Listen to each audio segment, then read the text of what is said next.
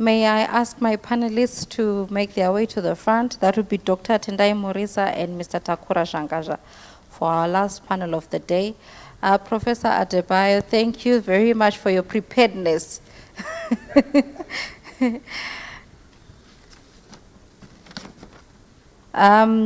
Very briefly, Mr. Takura Zhangazha is a blogger who has worked extensively in the Zimbabwean civil society space for close to 2 decades.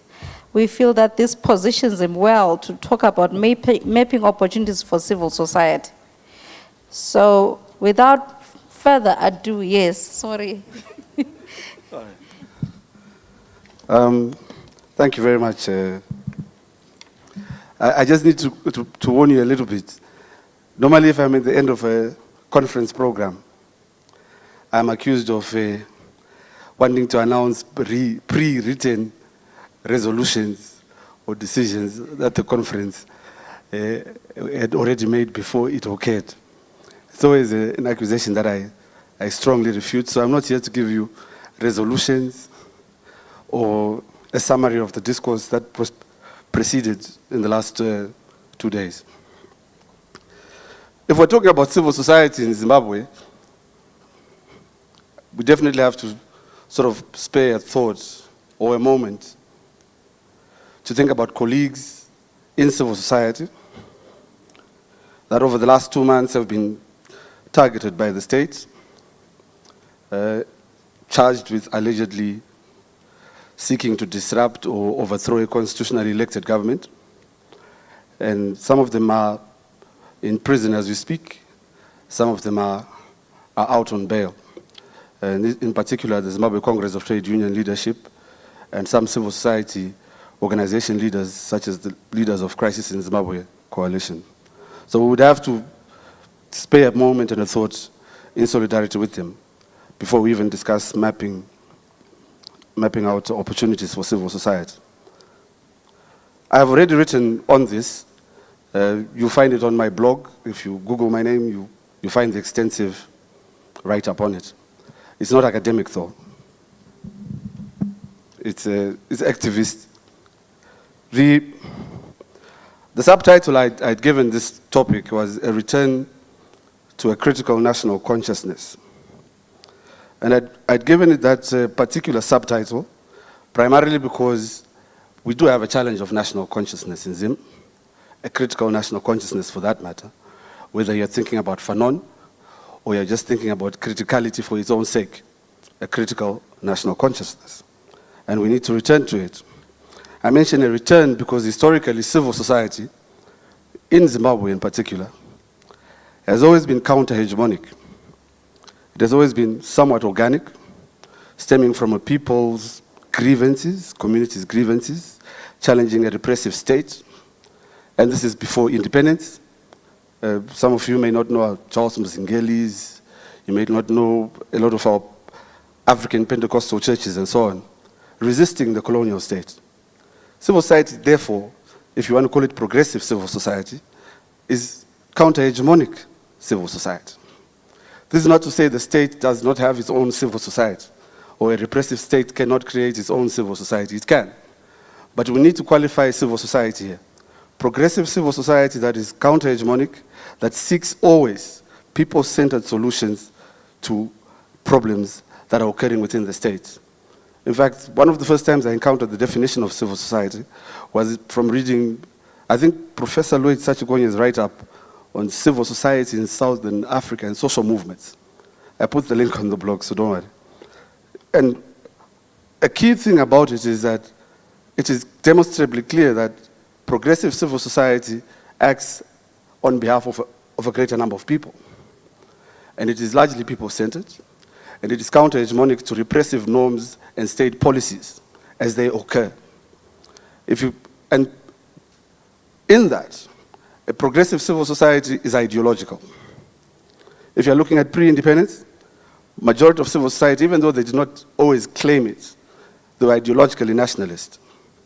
As we got closer to independence, the parties that they had helped to form became, if you want to call it, socialist. mainly because of the global Cold War, but also because of the deliberate intention on the part of the liberation parties, formed initially by civil society actors, and also taken an ideological leaning towards the left.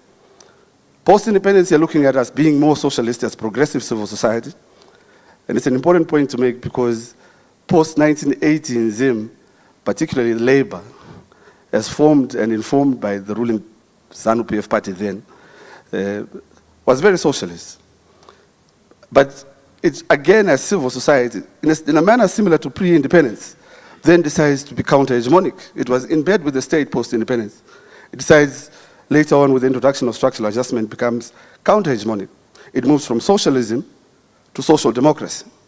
I wish Dr. Kanyenze was here. That is when we started encountering a document written by the labor movement called Beyond ISAP, which was essentially talking about a people-centered economic framework.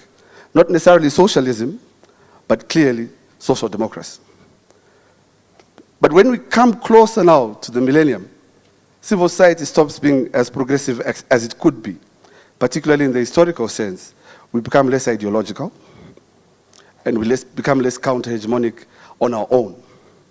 We become more affiliated to other political parties, whether we are war veterans with the ruling party, or whether we are Labour, we form a Labour party. These are important things to think about because civil society in Zimbabwe, progressive civil society in Zimbabwe, has generally, historically been counter-hegemonic and people-centered. But let me just go to the key issues about opportunities here. And I'll give you these opportunities in 4 parts. The first is that civil society right now in Zimbabwe has to take a step back and analyze itself, both whether it's a social movement format or an organizational format like a typical policy advocacy organization, and reassess where it has come from, especially over the last 10 years. How political polarization in the country has affected directly civil society and made civil society lose its objective independence and its counter-hegemonic significance to our society. Civil society has therefore come not to represent itself, but to represent political views. To the extent that sometimes if you are in a progressive civil society meeting and you argue against perhaps, let's say, the opposition neoliberal policies, you'll be attacked, as was being said earlier this morning, whether on social media or elsewhere. So civil society has to take a step back from the political parties it formed or helped to form and reassess its critical counter-hegemonic role in our society. It's a very important point. Secondly, civil society has to re-engage with ideological discourse. And by this, I literally mean almost like a return to understanding Amilcar Cabral's weapon of theory speech at the Tricontinental in 1996, Cuba, Havana. The reason why we must return to theory, the reason why we must return to ideology is because, as Cabral says, we must understand our own weaknesses. We must protect ourselves from our own weaknesses. And in this, our weaknesses are clear in most cases, and some of you know them. I know yesterday we were discussing philanthropy and so on and so on. Membership, paying for civil society organizations, mobilizing on the basis of a cause, not on the basis of what the donor is going to give you. And our weaknesses have also been that the convenience of civil society in the neoliberal framework or framing of things basically means we no longer have to think for ourselves. The templates are already given.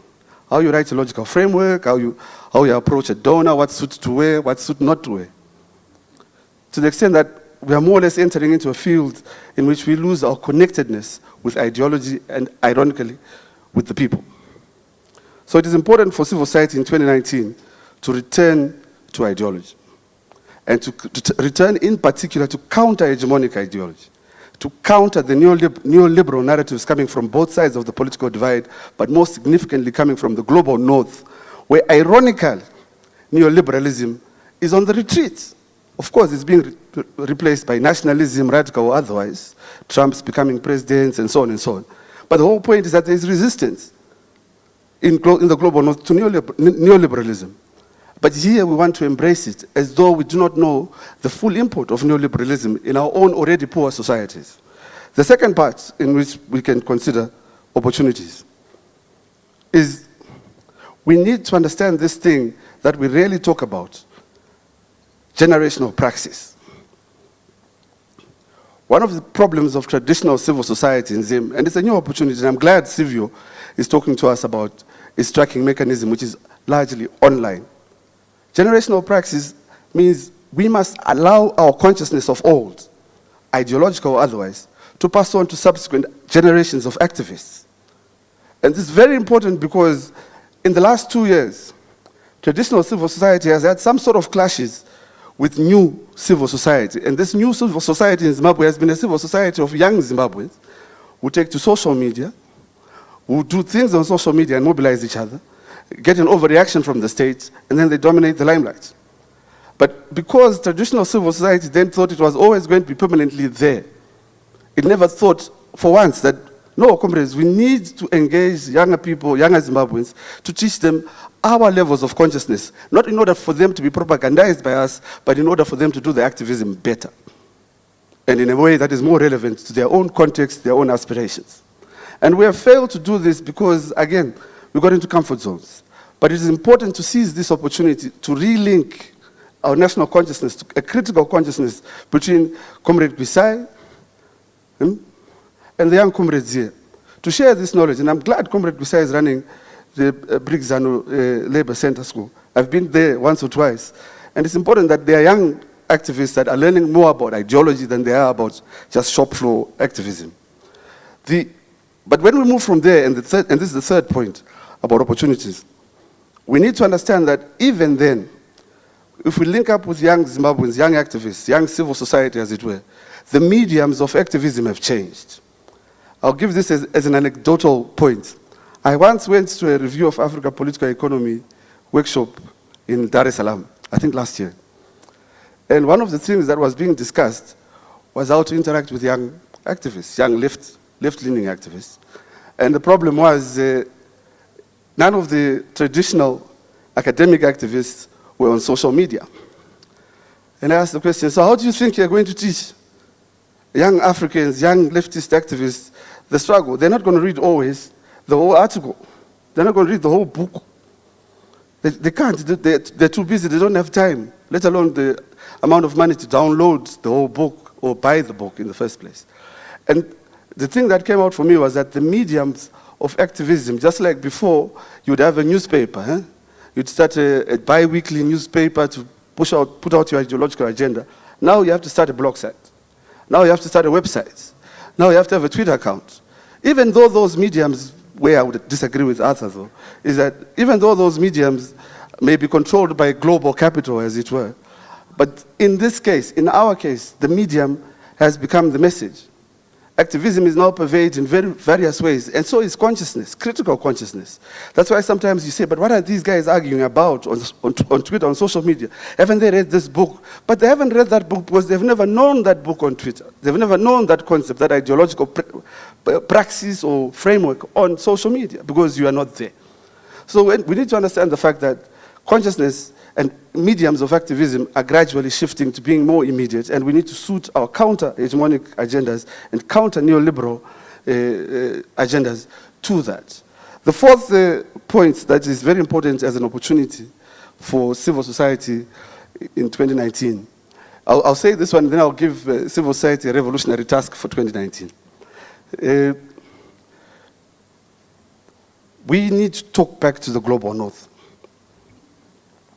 I've been in meetings where, in fact, pre-engagement meetings with comrades and colleagues from the global north, and we discuss as Africans, and we say, hey, this is our agenda. This is our organic, people-centered, people-driven agenda. This is what we're going to argue. We're going to tell the comrades from the global north, this is what we think. Caucus, everything is done. We go to the meeting, and you find out, the global north comrades say this, and your colleagues are now all in agreement. She said, but no, guys, we had agreed. We had agreed that we're going to argue on behalf of our context, within our own understanding of our realities. And as learned from Cabral's and so on and Fanon's, that solidarity does not just come with a handshake. It's about a shared value system, shared principles, shared visions even, if you want to use that term. And what has happened is that in most cases, we are subservient, both in activism, genuine activism. We try to mimic our activist comrades in the global north and not try as much as is possible to apply our minds to our context. So if you have Occupy Wall Street, you'll try Occupy this, and then not understand the context in and of itself. so that every other victory that you undertake is not just measured in your eyes only or in your context, but you first look to the global north to see, hey guys, were we successful? Did you see they retweeted what we did in Harare? It's a very important point to make because sometimes it affects the criticality of our consciousness. Mimicry does not make us better. Shared values, shared principles make us better. The last point, which is a revolutionary task to Zimbabwean civil society for 2019. There's been a lot of debate about dialogue. And it's an important debate. But for me, one of the things that I've realized and learned from reading Nyerere and so on, is that, and I'll quote Nyerere here, he says, it's not almost always that the mechanisms of democracy reflect the meaning of democracy. It's not always that your election, as was being said by the prof in the morning, it's not always that your elections relate to a democratic meaning or a democratic future. They can just be events. The revolutionary task for Zimbabwean civil society, which is immediate, at least to begin with, in 2019, it will sound familiar, but it must be done. In any event, that's the Leninist question of what is to be done. To start off greater and meaningful dialogue and debate prior to 2023 elections, Zimbabwean civil society must seek an amendment to the Zimbabwean constitution that gets rid of first past the post and introduces 100% proportional representation. The revolutionary task of Zimbabwean civil society in 2019, you don't have to take up arms. You can proceed as you were. The agenda must, however, be clear. A first past the post system would ensure the diversity of our parliaments, our local governments, and at least get a president elected by an electoral college of parliament. It will de-individualize our national politics. It will make our politics, as Tendai said on the first day of this conference, make our politics less personal, but more issue-based and more issue-driven. This is very important because, again, a first-past-the-post system, a proportional representation system will ensure the diversity of representation of various views in our policy-making or legislative bodies. This is a fundamental revolutionary task. It will not be easy because those that have the power to change the constitution, again, will refuse because a first-past-the-post helps them stay in power. Your MP will refuse, you say, but I'm the one who represents that constituency. Your president will refuse because you say, what if my party wins and then they don't vote me to be the president in parliament? But the clear revolutionary task, to move away from the politics of personalities, politics of superstition, and in particular to move into the politics of representative democracy and diverse views in parliament, in local government, this is the revolutionary task. Thank you very much.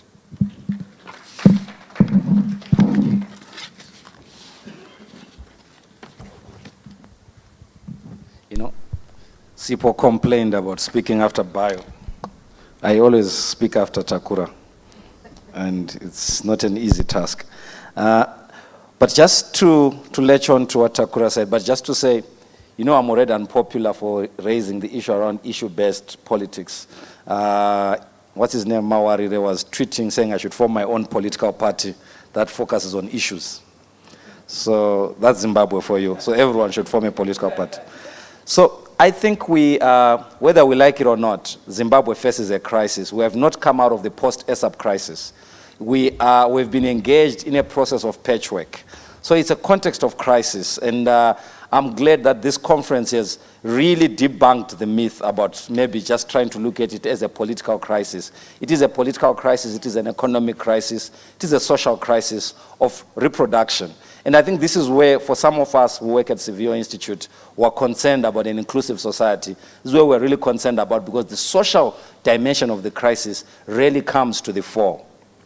So it's a crisis. Nyerazi talked about the crisis of consumption, but it's also a crisis of production for us in the global south, with the deindustrialization we have gone through, the little exports the little forex that we generate from exports being recycled back to help us import almost everything, including toothpicks. So there is a real crisis of production that we are going through as a country, to say how do we harness, how do we regroup and reorganize our economy? We have a different vision. We do not believe in resuscitating the 1980s era of colluding oligopolies. We are more focused on small to medium scale enterprises that employ from 1 to 50, etc., because we think that is the basis of an inclusive economy. So that's what we are pushing for. But our challenge in Zimbabwe, and this is what we hope this conference brought about, is that at times and in many instances, we analyze ourselves in isolation. And because of that, we tend not to develop even solidarity or to learn from what other global South countries are going through, and even our fellow comrades within the continent.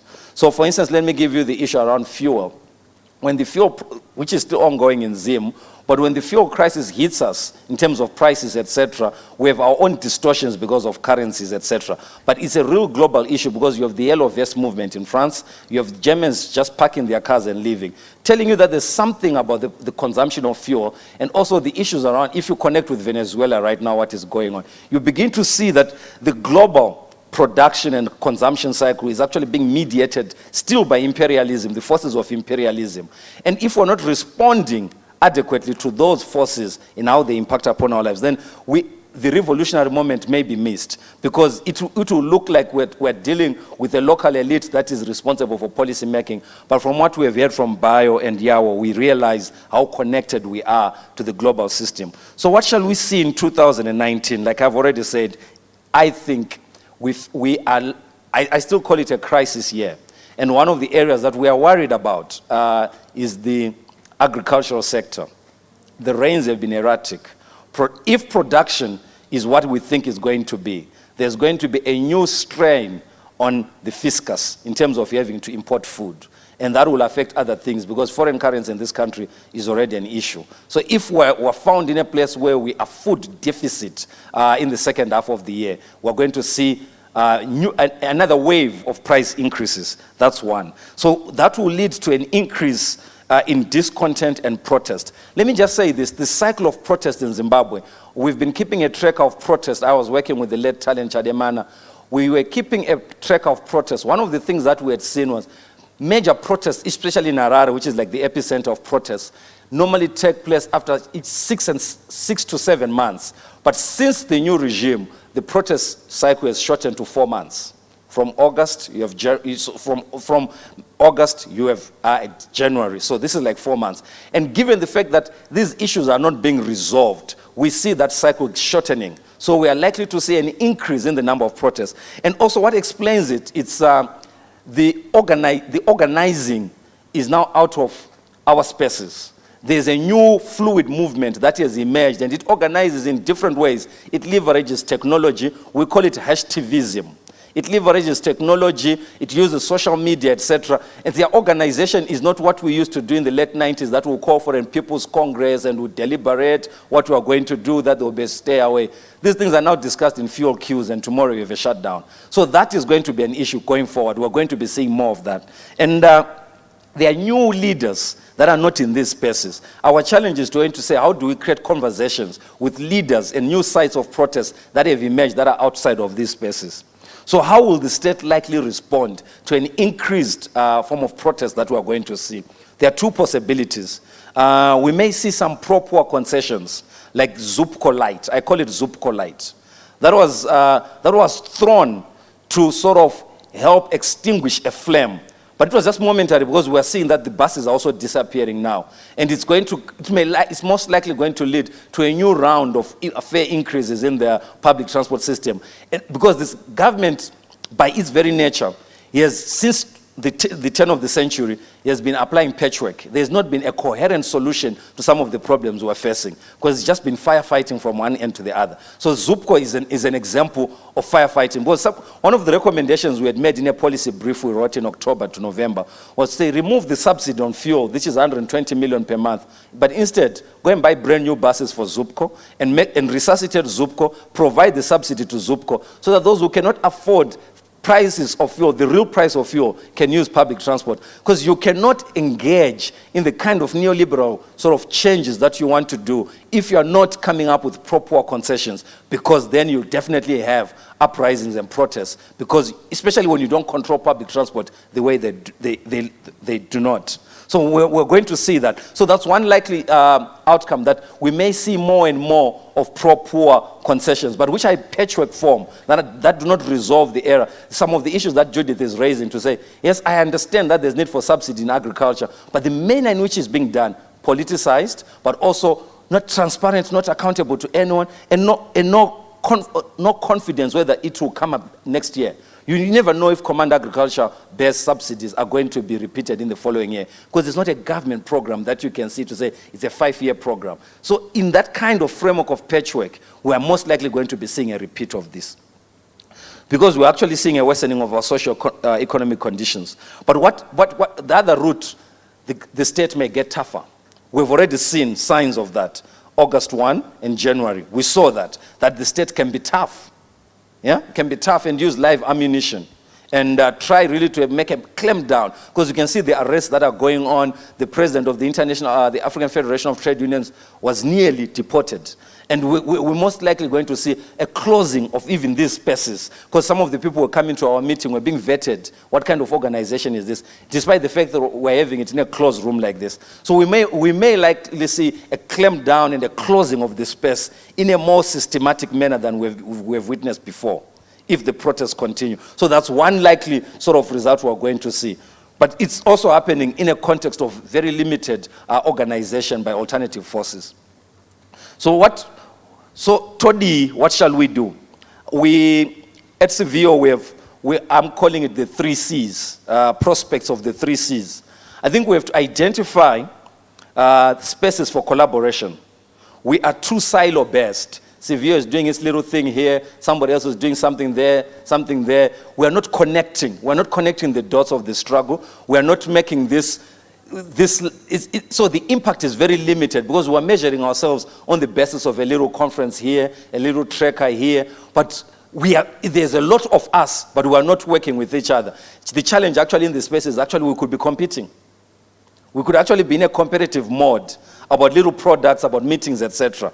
But I think the challenges that we face as a country force us to rethink the manner in which we are organizing, to really rethink how we can collaborate amongst ourselves. Because the progressive forces in civil does not necessarily mean that everyone who's in civil society is progressive. The progressive forces in civil society are very limited. It's a very small base, and we are also on the narrow margins of resources. But we can try to really collaborate around the resources that we have, and to reimagine civil society in the fact that in the face of the new fluid networks that we have seen come up, these hashtag movements, etc. Youngsters who are organizing. I met the youngster who runs what is called Asake, one youngster, but he has a huge following, and he really directs a discourse around how do you deal, especially how do you deal with Matebelele and Kwesen? How are you going to deal with the Buluwe Kwesen? It keeps on resonating. One force using 1 2, just a phone. Even here, Open Pali is using just that little phone there. But they are communicating to a very big audience. So I think we need to be understanding how we can leverage some of these opportunities that are in this space. And we need to be thinking about how can we co-create? How can we come together so that this is not a SIVIO output, but it's an output of progressive forces? But how can we broaden the social base of mobilization? How do we begin to talk to the churches? How do we begin to talk to those that we have not been talking to? How do we even have an engagement with the industry to say, if your local industry, the new consensus that is emerging is going to wipe you out as well? Because it's a consensus for multinationals. And for you, because you've been employing local labor for years, we could be partners in fighting this system. But if we're not even thinking of coming to those places where we deal with our discomforts, we deal with our differences of ideologies, but we still find common ground, I think it would be necessary to think of that in 2019. And how do we even engage? How do we identify moments, this is the final C, of co-production? What are the low-hanging fruits of influencing government? Where can we begin to start to influence government so that we can at least make some pro-poor concessions, get some pro-poor concessions from government? Where do we go there? Because the challenge at times is when we engage too much with government, given our polarization, he's already ZANU-PF. How do we go there and knock, but we know that we've got a principled agenda that we're pursuing? These are the challenges of 2019. And let's open it up for discussion.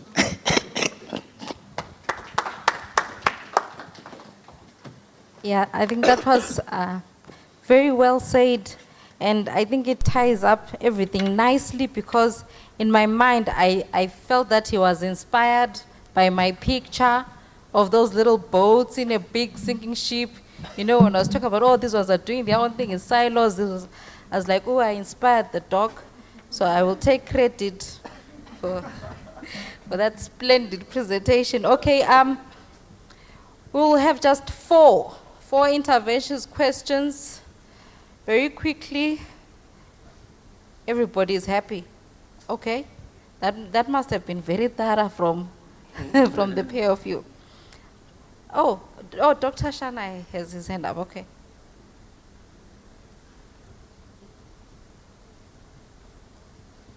Mine is addressed to Dr. Murisa on the pro-poor growth. The nation needs to make several quantum leaps, economically, politically, and in terms of service delivery.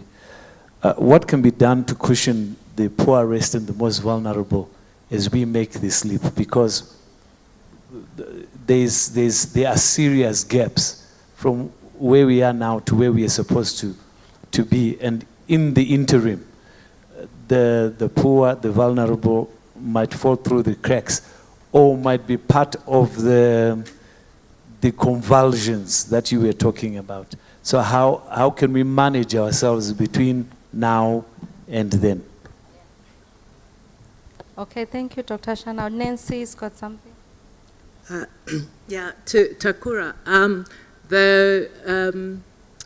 the points you were giving for civil society and going back to ideology, do you really think that the sort of organized civil society in its current form is going to do that? Is it not too late? And don't we just need to be looking at building new types of social movements from scratch? Okay. So, Dr. Murisa? Oh, okay.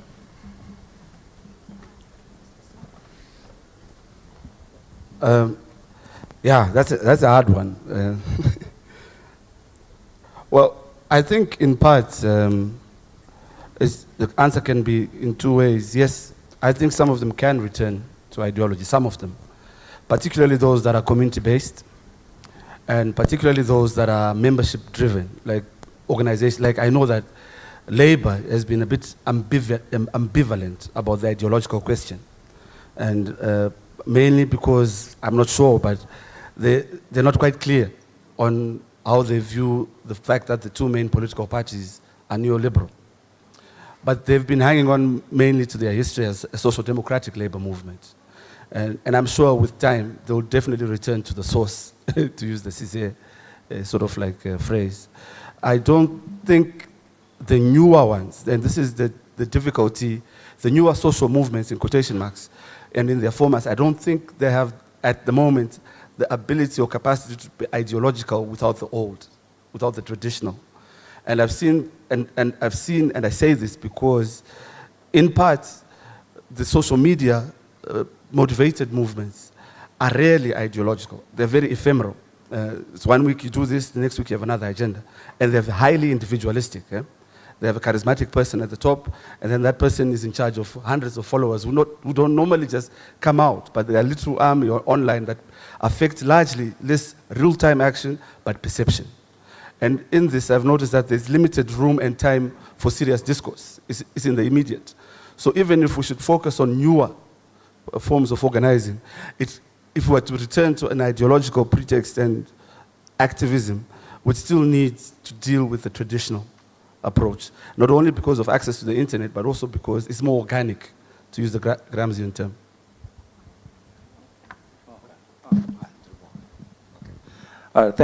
Just one question from Dr. Shana.